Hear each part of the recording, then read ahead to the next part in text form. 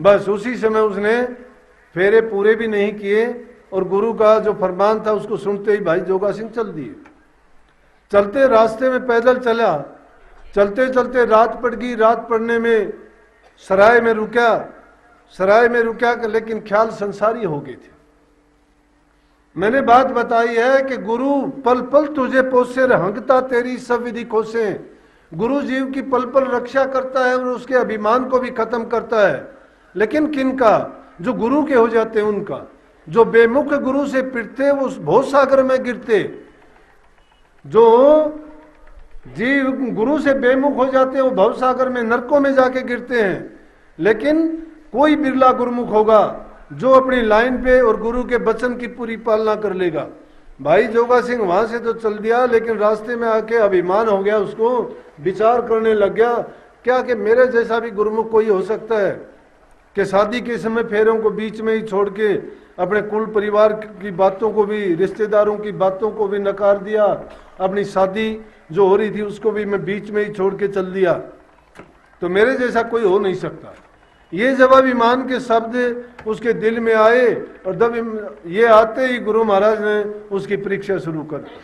और परीक्षा भी क्या की कि उसका मन खराब हुआ। सामने ही कोई वैश्या का कोठा था, उसके पास रात में उठ के चला गया।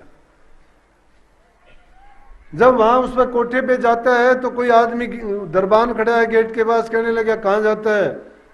बोला कि मुझे यहाँ जाना है। ये वैश्यालय नहीं है? बोला हाँ है, लेकिन कोई आदमी गया हुआ है, अभी नहीं फिर आना। लेकिन जिस आदमी को जो रोग बीमारी लग जाती है उसको नींद नहीं आती, उसको भूख नहीं लगती, उसको प्यास नहीं लगती, वो दाव लगाता रहता है, उसको नींद नहीं आई। घंटे डेढ़ घंटे के बाद फिर गया, जाके फिर उसने दरवाजा खटखटाया। दरबान फिर बोला क्या बात है? बोला मुझे अंदर आना है। बोला कि अभी नहीं, आदमी है कोई, फिर आना। तीसरी बार फिर गया, जब तक रात के 2 बज चुके थे, 2:30 बज चुके थे। तीसरी बार जब गया उसने दरवाजा खोला। बोला कि क्या बात है? बोला कि मुझे आना है। बोला तुझे बोल नहीं दिया? बोला अरे शर्म नहीं आती तुझे? क्या आना है, तू शाम से लगा था, तू तो कोई गुरु भगत लगता है और ये तो ब्रह्म मुहूर्त का टाइम है जिस समय तुझे भगवान की गुरु की भक्ति करनी चाहिए, तू किस नरक में पड़ने जा रहा है? जब ये बात कही और उसके सोए हुए संस्कार अंदर में सूरत गई और उसके ख्यालात में एकदम बदलाव आया। बड़ा लज्जित हुआ मन में, उसको बड़ा अपने आप पर अफसोस आया कि धिक्कार है मुझे, क्या गुरुमुखता है मेरी, जो मैंने किया था वो भी मिट्टी में मिला दिया। वो शर्मिंदा होके आ गया।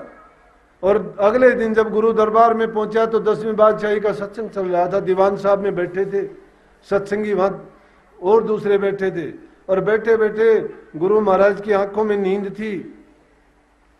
और देखते ही देखते जब उन्होंने 1-2 वासियां लगातार ली तो कोई खड़ा होके कहने लगा कि जी क्या बात है, ऐसा लगता है कि रात को सोए नहीं क्या?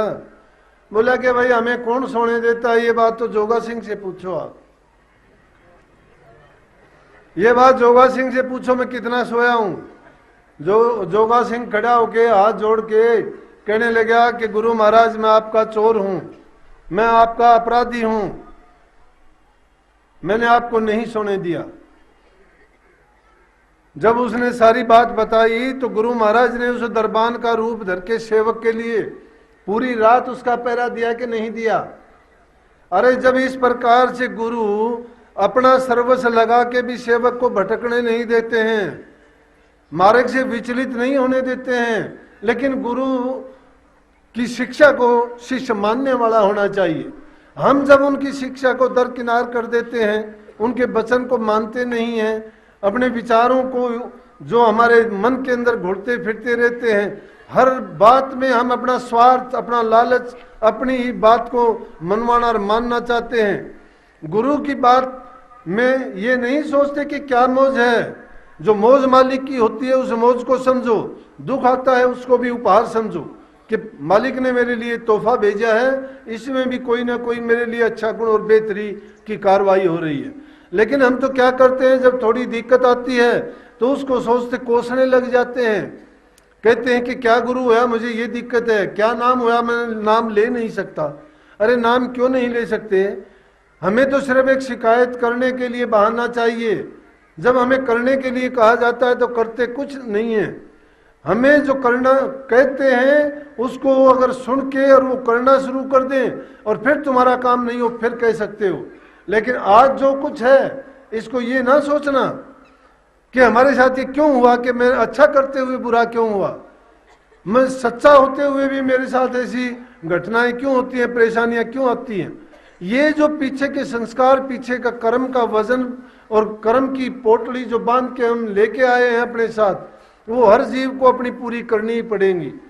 अब अगर हम शिकायत करते हैं, बहाने लगाते हैं या चाहते हैं वो किसी न किसी तरह से कम हो जाए या गुरु काट दे, गुरु काट देगा, गुरु के लिए मुश्किल नहीं है। लेकिन गुरु कैसे काटेगा? गुरु तुम्हारे से कटवाएगा, क्योंकि कर्जा तुम्हारे सिर है। और उसको काटने का तरीका एक ही, तुम्हें नाम जपने के लिए कहता है, किसी को दान करने के लिए कहता है, गुरु किसी को सेवा करने के लिए कहता है।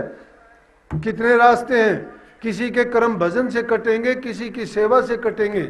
सेवा भी कैसी, किसी से धन की सेवा लेनी होती है, किसी से तन की सेवा लेनी होती है, किसी से मन की सेवा। अगर ये किसी के पास नहीं है, सूरत की सेवा है आप लोगों के पास, जब भी समय मिलता है अपने अंदर की रूह को अपने उसको ऊंचे मंडलों में ले जाओ। ऊंचे मंडलों में जहां ले जाओगे शब्द रूप में सतगुरु बैठा हुआ है और वो आवाज दे रहा है। कौन सी आवाज? शब्द के माध्यम से। जो जो तुम ऊपर की तरफ चलते चले जाओगे गुरु की पहचान आपके दिल में आती चली जाएगी। अब बाहर संसार में भटकते हो और गुरु को अंदर में खोजने की प्रयास नहीं करते, इसलिए गुरु तुम्हें इंसान रूप नजर आता है। जब अंदर के मंडलों में जाओगे और जो जो ऊपर को चलते जाओगे और वो दिव्य रूप जब तुम्हें दिखाई देगा, जब सदगुरु की पहचान बाहर भी आ जाएगी कि गुरु चीज क्या है, गुरु ताकत क्या है। लेकिन जिस गुरु को तुम मनुष्य रूप में देखते हो, मनुष्य रूप में ही काम करेगा तुम्हारा। और जिस गुरु को तुम शब्द रूप में अंदर में जाके, वो जो तुम्हारी दोनों आंखों के पीछे बैठा हुआ है, जो तीसरे तिल के ऊपर सूक्ष्म नाड़ी के रास्ते से जाना पड़ेगा, बाहर की वृत्तियों को रोक के जब तक एकाग्र आपके अंदर में नहीं हो जाती तब तक उस मार्ग पर नहीं चल सकते। चाहे आप कितनी चालाकियां करो, कितनी चतुराइयां करो, कितनी साधना करो, मन मर्जी नहीं चलेगी, कहीं नहीं चलती। हाँ, गुरु की ताकत है, उसमें से हिस्सा अगर लेना चाहते हो उसमें कुछ नहीं जाता। क्यों नहीं जाता? शास्त्रों का लेख है ना कि ब्रह्म को ही पूर्ण मानते हैं वो। जब पूर्ण में से पूर्ण भी निकाल लोगे तो भी पूर्ण रहेगा, खत्म नहीं होता है वो। खत्म तो उसके लिए होता है जो भंडार नहीं है, उसकी समाप्ति कभी नहीं होती। इसीलिए उसको अकय कहा गया, अगोचर कहा गया, अनामी कहा गया, बेनामी कहा गया। उसके पास अनेक गुण, अनेक प्रकार से, हर प्रकार से सर्वशक्तिमान और सबकी पूर्ति करने वाली ताकत है वो। इसलिए आप सारे काम भूलो लेकिन नाम को कभी ना भूलो। और नाम कहां से मिलेगा? गुरु से मिलेगा। गुरु से जिसने अपना नाता जोड़ लिया है, नाम से नाता अपने आप जुड़ता चला जाएगा। तुम अगर छोटे से थोड़े से 20 समय से अगर शुरू कर लोगे, लेकिन थोड़ बैठे हुए कहते हो करते नहीं, मुंह के बड़े लबार, काला मुखड़ा होएगा साईं के दरबार। साधु हो चाहे साधनी, मन की तजी न बाण, जम पीटेगा टाटरार फिर पटेगी जान। फिर कोई शिकायत नहीं सुनने वाला, चाहे कोई साधु है, चाहे कोई महात्मा है, चाहे कोई गुरु है, चाहे कोई पीर है। ये नहीं हो सकती, करनी इंसान को खुद करनी पड़ेगी। ये है कि अगर हमने गुरु के वचन को मान लिया, एक जिसको कोई जैसे बच्चे को ट्यूशन पढ़ाने वाला होता है वो अच्छे नंबर ले लेता है, वो अच्छी तरह से बात को समझ जाता है। लेकिन जो किसी की गाइडेंस नहीं लेता, किसी से पूछता नहीं है, उसकी कौन रहनुमाई करेगा, उसकी कौन रक्षा सुरक्षा कौन उसको बताएगा। हम तो उस छोटे बच्चे के समान हैं जिसको ज्ञान नहीं है। उसको नहीं पता कि अग्नि गर्म है, कि बिजली को हाथ लगाने से मौत हो सकती है, विष का पान करने से मर सकते हैं। इसलिए उसको बताना पड़ता है एक एक चीज को समय समय पर। छोटा होता है, उसको अनेक प्रकार से शब्दों का भेद समझा के उसको गर्म का, बिजली का, विष का, उनका गुण और परिणाम बताते हैं कि ऐसा करने से ऐसा हो जाएगा। शिष्य भी इसी प्रकार से गुरु के वचनों में अपने आप को ढाल देता है और नित्य प्रति उनके वचनों को मानते हुए अपने जीवन को उनके अनुरूप बनाता है उनकी आज्ञा का पालन करता है, मर्यादाओं में जो चलता है। जो मर्यादा में नहीं चलता, गुरु की जिसने मर्यादा तोड़ दी उसको नरकों में भी ठोर नहीं मिलेगी, नरकों में भी ठोर नहीं मिलने वाली। गुरु की मर्यादा क्या है? गुरु की ये मर्यादा है कि गुरु ने जो वचन किए, संसारी लोग हैं हम, मैं खुली बात कहने वाला हूं, छिपाने वाला नहीं कोई भी, कि हमारे लिए इतना भी बहुत है कि अगर हम नाम का भी सिमरण कर लेंगे, सिमरण में भी बड़ी ताकत है। किसी चीज का सिमरण सच्चे मन से करोगे ना तो भी तुम्हारी इच्छाएं पूरी होती चली जाएंगी। लेकिन संसारी, अब उन इच्छाओं को पूर्ति करते करते तुम्हें अभ्यास पड़ जाएगा। अगर सुमरण के लिए कहा गया करत करत अभ्यास के क्यों कही गई? अरे अभ्यास करने से तो जिनकी जड़ बुद्धि होती है वो भी समझदार, विद्वान, चतुर बन जाते हैं। लेकिन ये चीज तो ऐसी है, इसमें कोई विद्या की जरूरत नहीं, कोई पढ़ाई की जरूरत नहीं, कोई लिपा पोती चतुराइयों की जरूरत नहीं।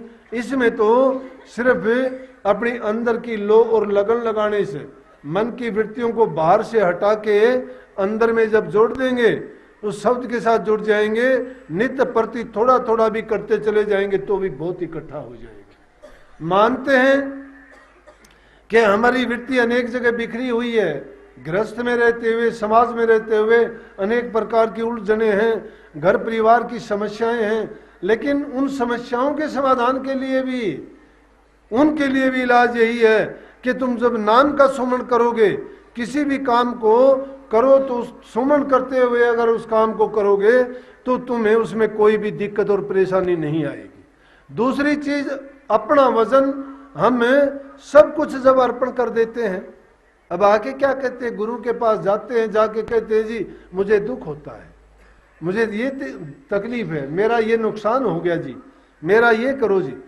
भाई वो तो होगा, आप पूछोगे फिर फायदा क्या है? तुम किस चीज के लिए कहते हो ये चीज? अरे गुरु जब धारण कर लिया तो आपने तो सर्वस्व गुरु को अर्पण कर दिया, तन भी उनको दिया था, धन भी उनको दिया था, मन भी उनको दिया था, सब कुछ अपना गुरु को जब सौंप दिया था, अब तूने अपना सब कुछ बना लिया।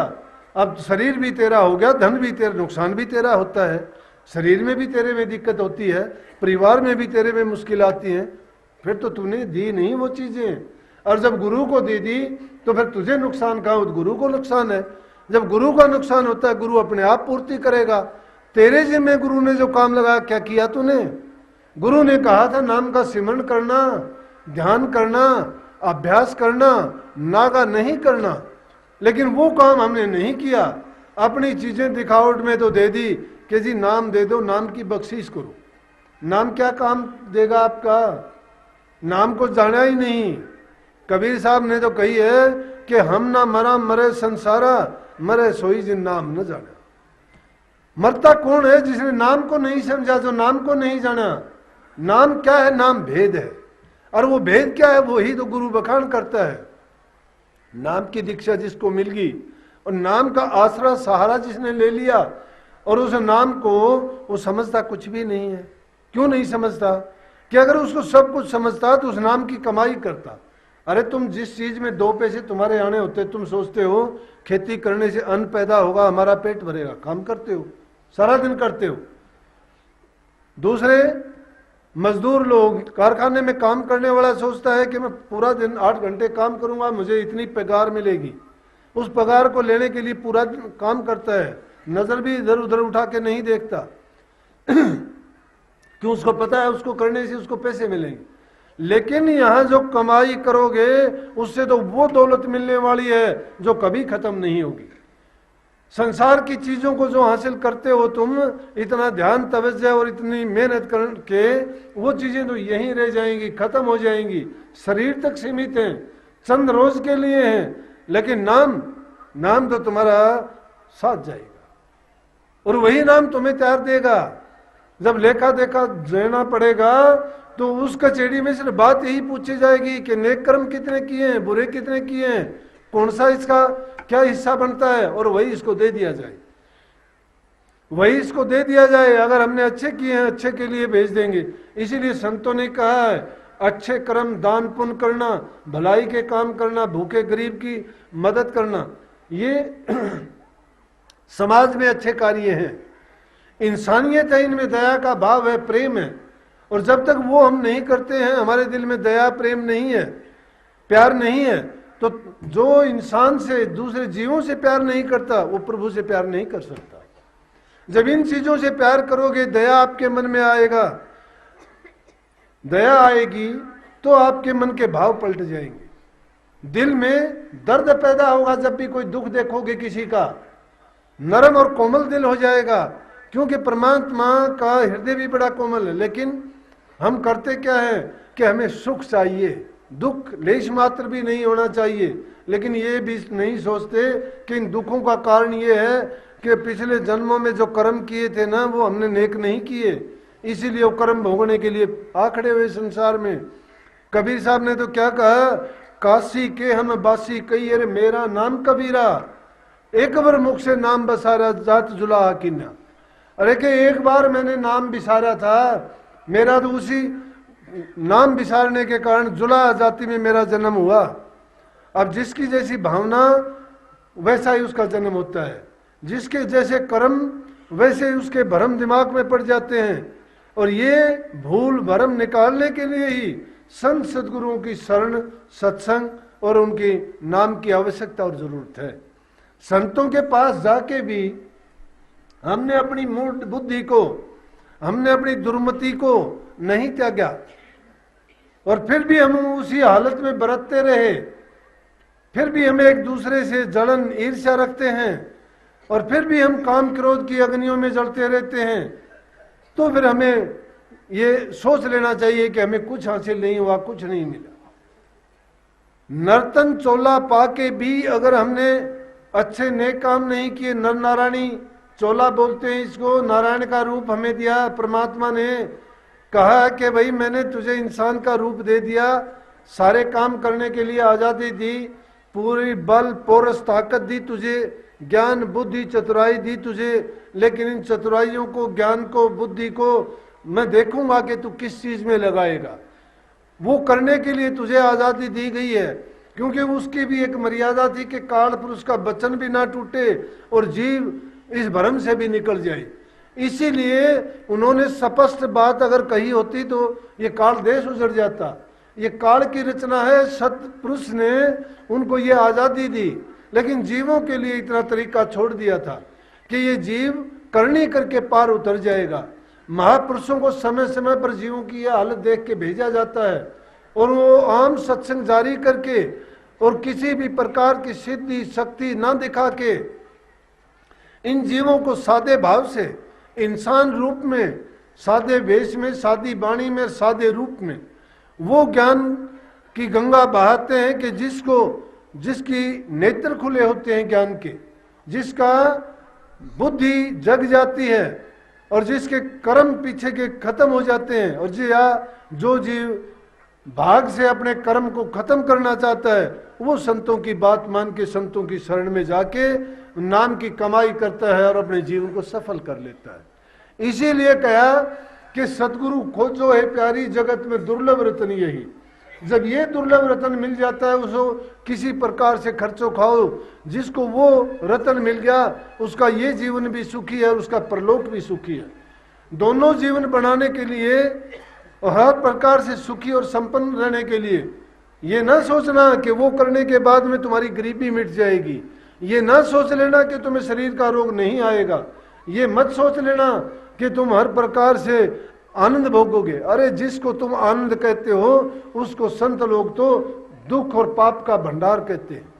क्यों कहते हैं कि दुख तकलीफ जब तक इंसान को नहीं आती है तब तक वो सुख को याद नहीं करता है, और सुख जब मिल जाता है तो इंसान गाफिल होता है, और गाफिल जब हो जाता है तो परमात्मा को भूलता है। इसीलिए संतों ने कहा जो बेमुख गुरु से फिरते वो भव सागर में गिरते।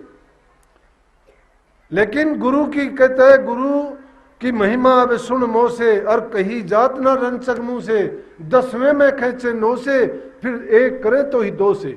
हम दुई में फंसे हुए हैं, उस 2 से 1 करने की ताकत संतों के ही पास है।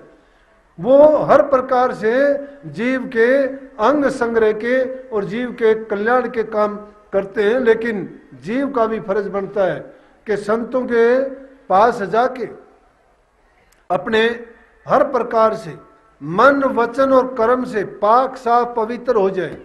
शास्त्रों ने 3 ही चीजों पे जोर दिया।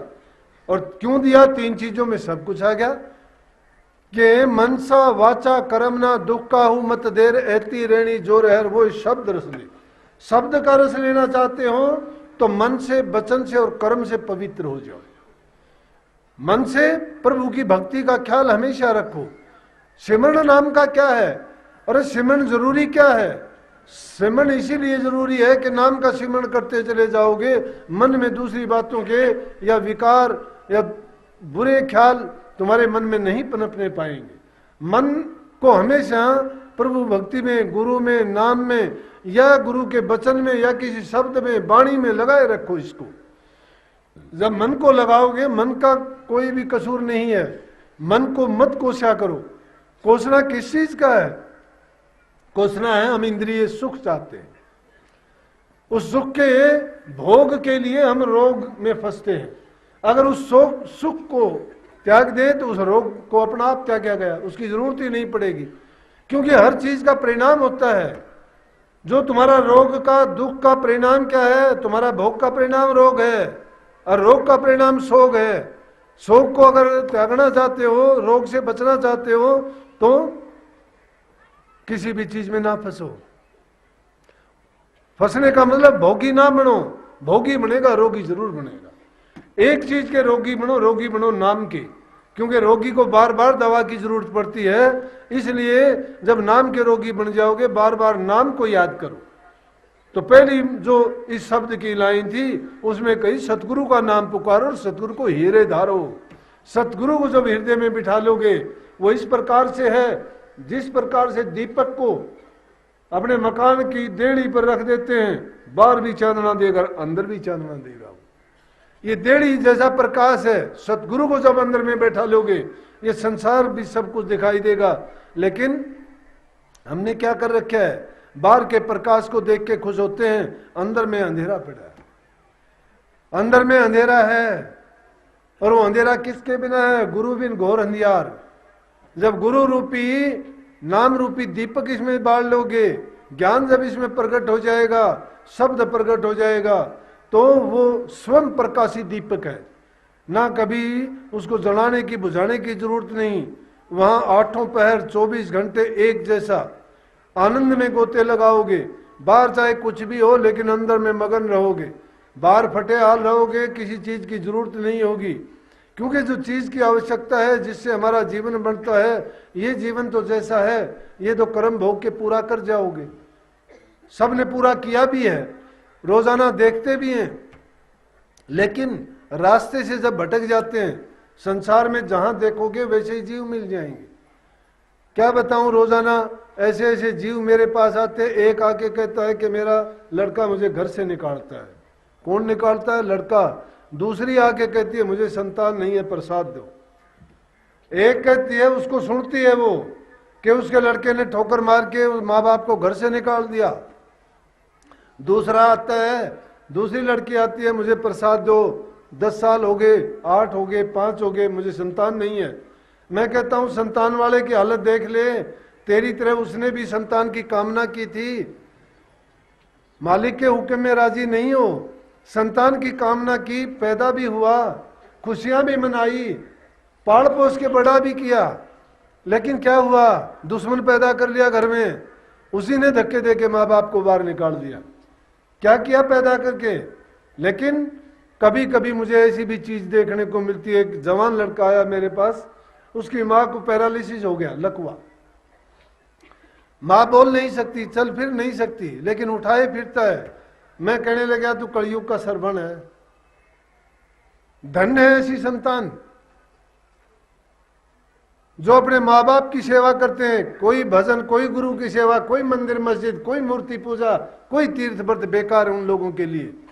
जिसको माँ बाप की सेवा मिल जाए, उससे बढ़ के भक्ति क्या होगी? नौजवान लड़का 22-23 साल की उम्र होगी। मैं कहने लगा मैं बोला भाई इससे तो अच्छा ये है तू शादी कर ले। बोला जी माँ की सेवा करता हूं। मैं बोला शादी कर लेगा, तेरी घरवाली आएगी, वो सेवा तो कर देगी, ये औरत जाती है और तू कैसी सेवा करेगा? बोला जी अब भी करता हूं। मैं क्या सेवा करता है तू? मैं पखाना जाती है, कौन धोता है? बोला मैं धोता हूं। हाथ धोना समझ गए कि मैं धोता हूं। बेटा होके दिक्कत है, आदमी हो तो कोई बात नहीं, लेकिन मां है, इसीलिए मां से बढ़ के कोई चीज नहीं, पिता से बढ़ के कोई देवता नहीं है। अरे किसकी पूजा करोगे, क्या करोगे? कहने लगा मैंने शादी नहीं करनी, मैं शादी कर भी लूं, अगर कोई औरत ऐसी आ गई कि इसको भी बर्बाद कर देगी, मेरा जीवन भी बर्बाद हो जाएगा। इससे तो अच्छा ये है मैं माँ की सेवा करूंगा तो मैं धन्य हो जाऊंगा कि मुझे मौका मिलेगा और आगे के जन्म भी मुझे मिलो या ना मिलो, अब आपसे जो दीक्षा मिली है उसके साथ साथ भक्ति भी करूंगा और माँ की सेवा करता रहूं।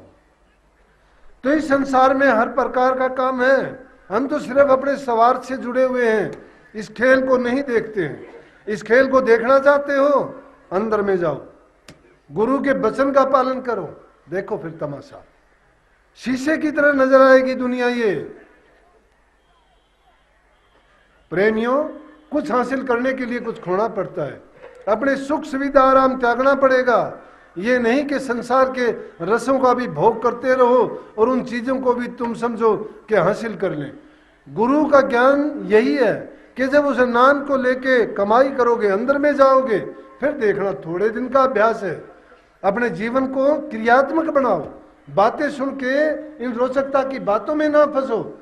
आप लोग भी ये खेल देखते हो सारे, ये बातें सभी आपको मिल जाएंगी, सुनने को बहुत मिल जाएंगी, लेकिन उन बातों में जरा गौर करके देखो कि क्या हो रहा है ये खेल। इस खेल को वही समझ सकता है, वही अपने जीवन को इस उलझन से निकाल के उस मार्ग पर ले जा सकता है जिस पर से मुड़ के फिर इस संसार की उलझन में नहीं आना पड़ता, जो पूरा गुरु का गुरुमुख, गुरु भगत, गुरु की आज्ञा में चलने वाला। प्रेमियों, सत्संग बार बार सुनते रहते हो, लेकिन सत्संग सुन के उसको अपनाओगे, अपने जीवन में ढालोगे, उतारोगे और उस पर चलना प्रारंभ कर दोगे, आपका जीवन निश्चित रूप से नहीं बदल जाए तो मुझे कहना। सबको आशीर्वाद, गुरु महाराज आपको ताकत दे, शक्ति दे। मैं तो अपने गुरु की ताकत से बोलता हूं भाई, 2 कौड़ी का नहीं था, कोई पूछने वाला नहीं था, एक साधारण सा मास्टर था, स्कूल में 2 रोटी का रोजगार करता था, पेट पालता था, छोटा परिवार था, सोचता था कहाँ जिंदगी, कहाँ नौकरी पूरी होगी, लेकिन गुरु की ताकत को कौन जानता है। गुरु ने, अरे गुरु तो क्यों कहा, अरंड से चंदन बना देगा, सींग से सतीर बना देगा, कुर्डी से महल बना दे, गुरु तो कोडी से मोती दिखा दे। गुरु की ताकत का कोई अंदाजा नहीं है, गुरु परमात्मा रूप है, लेकिन गुरु को जानने वाला होना चाहिए। मैं तो यही इसीलिए बार बार दोहरा के कहता हूं, मन मन में हर बार रोजाना मेरी ये प्रार्थना होती है, गुरु महाराज के लिए मेरी एक ही विनती होती है कि हे मालिक, जब मुझे चाहे लाख